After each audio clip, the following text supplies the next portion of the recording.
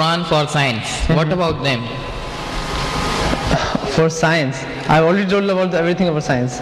Okay, let me clear one thing, that if we analyze, when we see the Quran, it is proved fact in today's time that 80% of the Quran in the light of science is 100% true.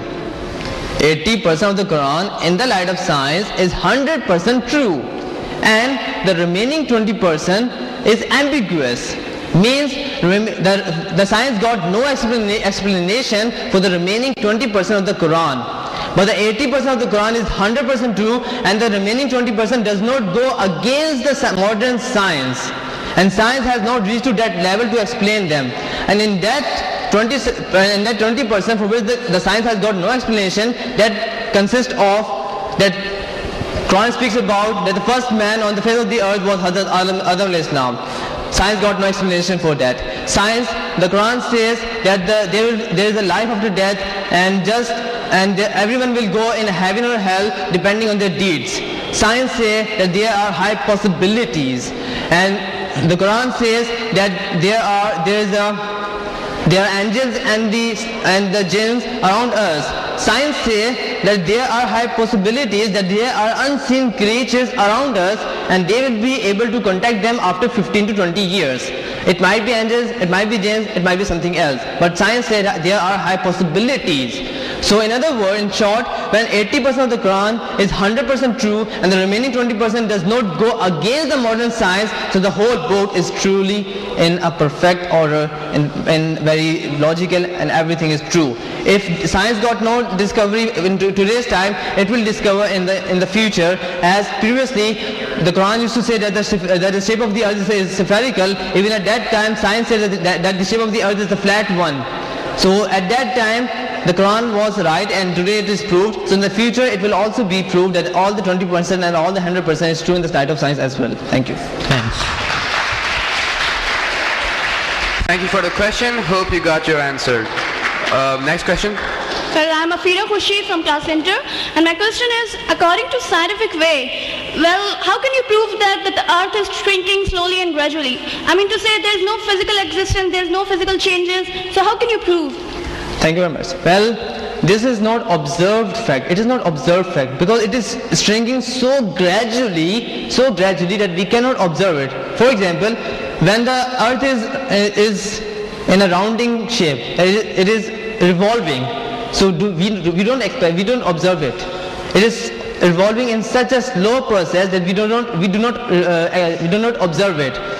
And as far your question is concerned, that how can we know this? Today, scientists has got no explanation. They have got no discovery that why it is getting smaller, how it is getting smaller. They don't know about that. But this has become an established scientific fact that this Earth is getting smaller, and the present size of the Earth is 100 times smaller than the size of it at its beginning. But it is getting smaller. This is proof fact. This is a proof fact. But why it is getting smaller, this no one knows yet. It might be discovered in the future as well. This is what the scientists say. Thank you. Thank you.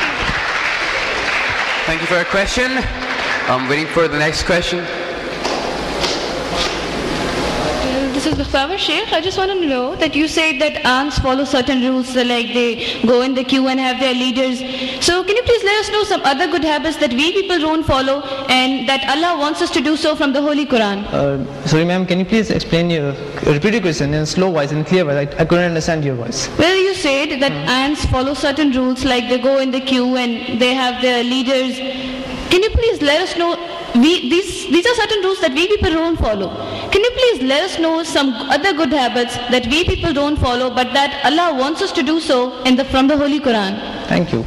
Now, this is a misconception which we were trying to resolve it today. What you said is truly right, but actually what the case is that people have normally took this book as a book of something restricted, limited knowledge. They have took that as that. So whatever people think that, okay, I am following, I am praying 5 times a day, that's a very good thing, but he thinks that this is the whole thing. When we consider the Quran as a complete code of life, when we say it's a complete code of life, it means it has to say something about the science. It means it has to say something about the geography. It means it has to say something about our politics, about our economics, our education, about everything. It does mean that when we say that it is a complete code of life, and in our life we face so many things, so many phases, so it means when it's a complete code, it's a complete solution for every problem. So it means does say something about everything. So what I here mentioned was a particular topic about the science. The Quran also speak about science, and Quran also speak about politics. Quran also speak about the organization system. Quran also speak about the businesses. For example, if you read Surah Al-Baqarah, in the second last ruku, there it is mentioned a modern terminology of business. That's what we study in today's time. That it's written there that when two of you people meet together, and when you do a business deal, and when you owe the things from the other, then write it down. Whatever you're taking, whenever you're doing business deal, then write it down. And this is what, in other words, accounting. This is what the accounting is. Like write it down in today's time, when we do a business, we write it down and how many products are going out, how many products are going in, how much is the sale, how much is the expenses. So we all just write it down. So the Quran this is what we could understand in the modern time, and we shaped this subject as an accounting. And this accounting is the basic subject of businesses. So this is what exactly the Quran defined about 1400 years ago already. For the Quran wanted us to be our life rectified and in a very straight path. So the Quran does not speak about only particular things. Today we try to resolve these things, that in our society particularly, the people think that the Quran is only about the namaz, the roza and the zakat. It does speak about that also, but no one can even imagine that even the Quran speak about the science, even the Quran speak about the businesses, even the Quran speak about other things. They cannot imagine that. So we are trying to tell them that this book is about everything, and it is not restricted to only Muslims. Even non-Muslim can also read it, non-Muslim can also take advantage through this. So this book is basically about everything. If we want to know about science, let's discover these things. Let's discover from the Quran. If we want to know our businesses, about how to manage our businesses, let's read this book. If we want to know how to behave and how to do all the things, it's about everything. But only the point is that we need to discover it, and for discovering we need to study it. Thank you. Thank you for your question.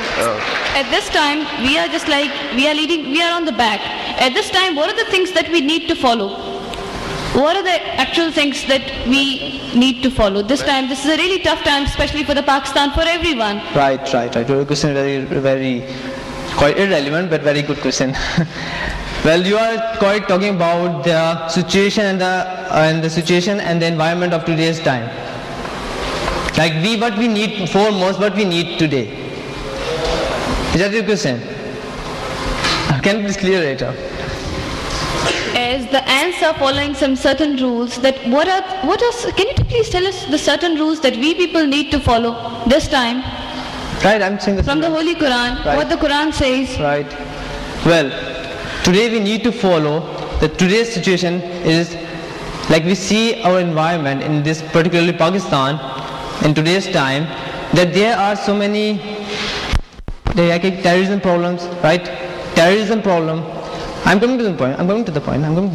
Like we have very wrong directions today, and we have open media today, we have open internet today. So the teenagers is on a threat. Teenager can be misguided, misleaded easily. What we need today is that we must, first of all, we must study this Quran, right? When we study this Quran, then we will find the ways that if our education is the foremost need of the time, then we can take out the discovery point. In the sense of discovery, we can study it. In sense of maintaining peace, as I mentioned earlier, that this book is already also speak about the politics, also